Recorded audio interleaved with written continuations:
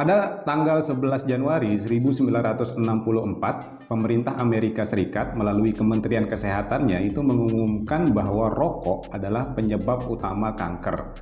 Pengumuman ini membuat industri rokok di Amerika ketar-ketir. Kenapa? Karena penjualan mereka menurun dan ini berdampak langsung terhadap omset mereka.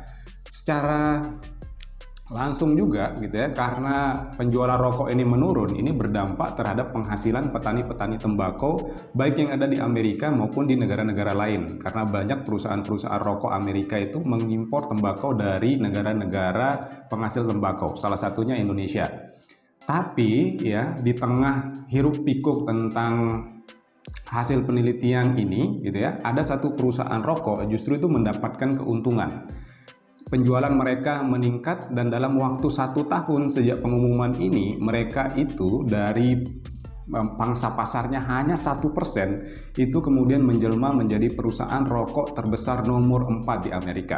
Perusahaan yang kita bahas ini adalah Marlboro. Nah, ini kan menarik kemudian, apa yang membuat Marlboro ya di tengah kampanye anti rokok gitu yang dilakukan sejak pengumuman oleh Kementerian Kesehatan Amerika itu justru kok dia sukses, sementara perusahaan rokok yang lain itu ambruk dan bahkan beberapa bangkrut. Nah, ini yang akan kita bahas hari ini. Kita akan melihat strategi apa sih yang dilakukan Marlboro untuk menyiasati sesuatu yang dianggap bencana oleh perusahaan rokok yang lain. Justru bagi Marlboro itu adalah sebuah batu loncatan untuk kesuksesan mereka menjadi brand rokok terbesar nomor 1 di dunia saat ini dengan nilai hampir 54 miliar dolar Amerika Serikat. Karena panik dengan pengumuman yang dikeluarkan oleh Kementerian Kesehatan itu, perusahaan-perusahaan rokok di Amerika itu berusaha membantahnya. Mereka ingin menunjukkan bahwa rokok itu tidak seperti yang dituduhkan oleh para ilmuwan dan pemerintah Amerika. Mereka ingin membuktikan bahwa rokok itu tidak menyebabkan kanker kok, dia baik-baik saja. Karena mereka benar-benar terdampak secara penjualan karena pengumuman tadi itu. Mereka kemudian menyajikan berbagai macam data, statistik, dan hasil penelitian untuk membantah itu. Tapi nyatanya ternyata tidak berpengaruh apa-apa gitu ya. Jumlah perokok itu menurun drastis dengan pengumuman dari pemerintah Amerika Serikat itu. Tapi Marlboro itu memilih jalan yang berbeda. Dia tidak mau pusing-pusing untuk membantah atau menjustifikasi bahwa merokok itu baik. Bagi Marlboro, merokok itu memang jahat gitu ya. Tapi tugas utamanya sebagai perusahaan rokok kemudian adalah bagaimana membujuk orang mau tetap merokok meskipun mereka tahu bahwa merokok itu dampaknya buruk. Akhirnya mereka mengembangkan salah satu strategi marketing atau pemasaran yang disebut sebagai lifestyle marketing. Lifestyle marketing ini sederhananya adalah ketika kita menjual suatu produk, kita tidak berfokus pada penjualan produk itu, tapi kita menjual gaya hidup yang bisa dikaitkan dengan produk tersebut. Lalu apa yang dilakukan Marlboro dengan produknya? Jadi, ya daripada kita memaksakan menjual rokok kepada orang yang sudah sadar bahwa merokok itu buruk, kita harus memberikan alasan lain agar orang-orang ini mau tetap merokok. Kemudian Marlboro itu menemukan salah satu strategi marketingnya, seperti yang saya bilang tadi, itu disebut sebagai lifestyle marketing. Mereka melakukan iklan dengan memunculkan satu karakter yang disebut sebagai Marlboro Man. Jadi Marlboro Man ini adalah seorang laki-laki ya yang sangat bebas, macho, suka berpetualang, hidup di alam, ya intinya bebas dan keren lah gitu ya. Sehingga semua laki-laki pasti menginginkan untuk memiliki kehidupan layaknya Marlboro Man ini.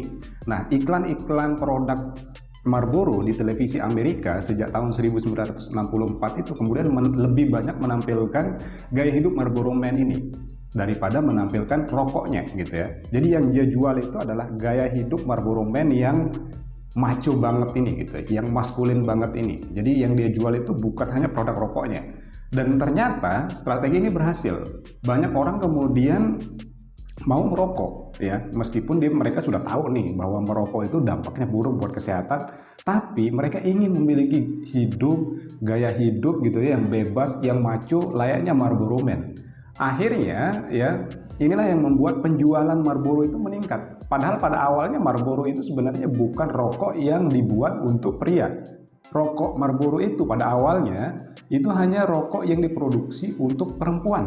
Ya, saking Marlboro ini adalah perusahaan kecil, tidak mampu bersaing untuk membuat rokok untuk pria, mereka membuat rokok segmen khusus untuk perempuan. Tapi sejak mereka melaunching iklannya dengan Marlboro Man ini, justru yang meningkat itu adalah perokok dari laki-laki. Dan ini sebuah berkah jelas bagi Marlboro, karena dalam waktu yang relatif singkat, 1 tahun saja, mereka itu sudah berhasil menjadi perusahaan rokok nomor 4 terbesar di Amerika Serikat.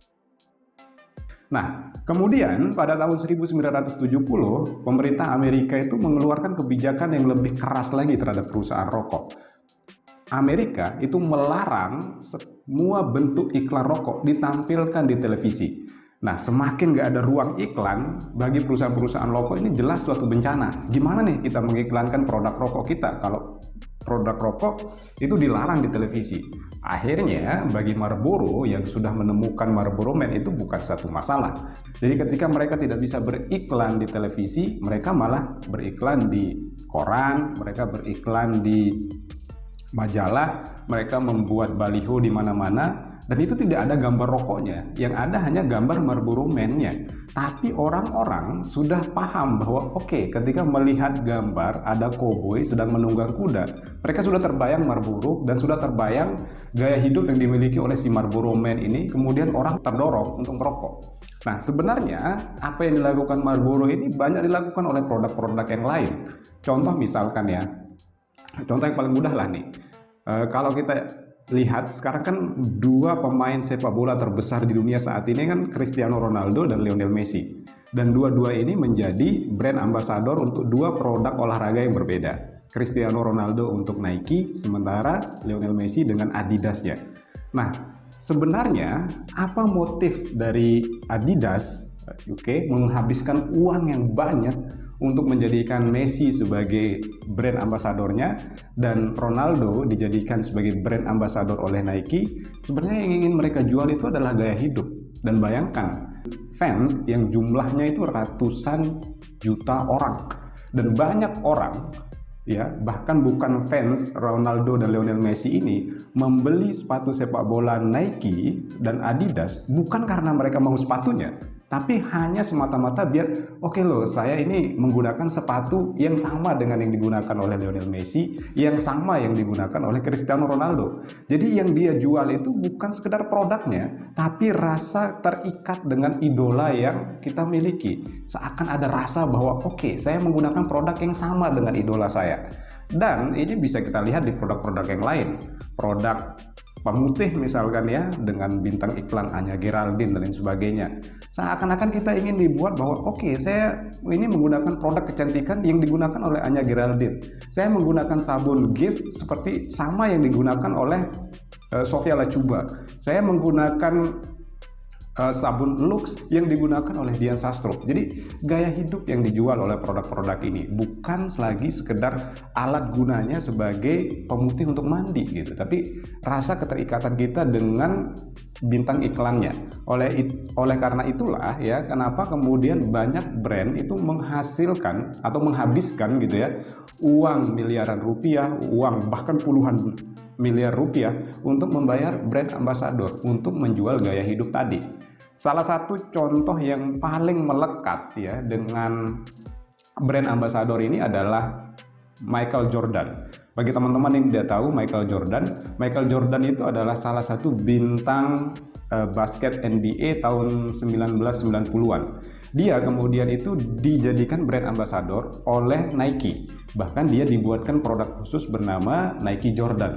Dan bayangkan, sejak Nike Jordan ini di launching pada tahun 1990-an dan masih dijual sampai sekarang, produknya laku keras. Kenapa? Karena orang ingin merasakan bahwa oke, kalau saya pakai Nike Jordan ini kayak saya mengenakan sepatu yang dikenakan oleh si Jordan. Dan inilah yang dijual ya. Orang beli Nike Jordan bukan karena sekedar dia sepatu yang bagus, tapi karena ada gaya hidup, ada lifestyle yang ditawarkan ketika saya mengenakan sepatu ini. Nah, kembali ke rokok tadi ya. Kalau kita lihat di Indonesia sekarang gitu ya, kalau teman-teman melihat iklan-iklan rokok di televisi, tidak ada satupun iklan rokok itu yang menampilkan adegan merokok. iklan-iklan rokok yang ada di Indonesia itu justru mengiklankan atau menunjukkan gaya hidup yang bebas, yang di pantai, kemudian naik motor gede, naik motor sport, kemudian menggunakan berkuda dan lain sebagainya. Pokoknya maco banget lah gitu ya, sosok perokok yang diiklankan oleh produk rokok. Sehingga seakan kita-kita yang merokok ini gitu ya, itu memiliki gaya hidup yang sama dengan yang diiklan itu.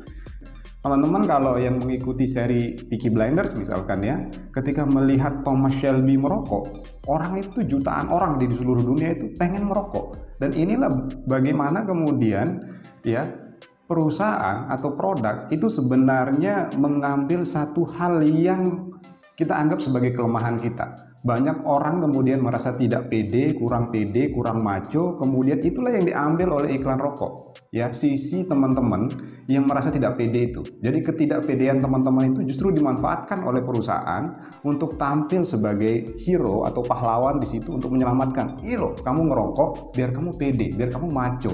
Dan iklan seperti ini banyak, dan inilah yang mendorong ya jumlah perokok itu terus meningkat setiap tahunnya, termasuk di Indonesia.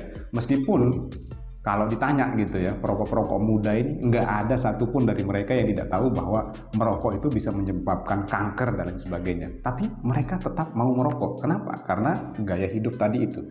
Jadi itulah betapa hebatnya strategi yang marketing yang disebut sebagai lifestyle marketing. Jadi teman-teman juga perlu berhati-hati untuk meneliti produk yang teman-teman pakai. Apakah produk itu benar-benar teman-teman butuhkan atau sekedar gaya hidup yang teman-teman ingin beli dari produk itu?